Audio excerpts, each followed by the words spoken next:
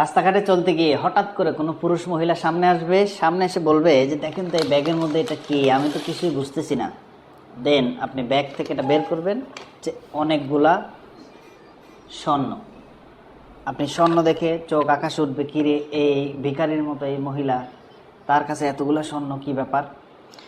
তারপর যেই কাগজে জড়ানো ছিল এটা পড়বেন।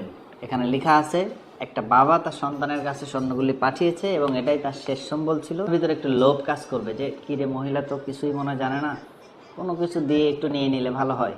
চিঠি পরে বুঝছেন এখানে 10 ভরি স্বর্ণ, চেহারা দেখলে বোঝা যাচ্ছে পরিষ্কার এটা একদম 22 ক্যারেট। তখন মহিলার প্রতি আপনি একটু বেশি ইন্টারেস্ট দেখিয়ে 20,000 30,000 এভাবে করে করে হয়তো 2 লাখ 3 লাখ টাকা পর্যন্ত উঠবেন। কারণ আপনার মাথার মধ্যে সেট হয়ে গেছে যেটা 10 ভরি গোল্ড আছে এখানে 1 লক্ষ টাকা করে, এটা 10 লক্ষ টাকা দাম। টাকা দিব না, না 1.5 লাখ টাকা দিব না, 2-3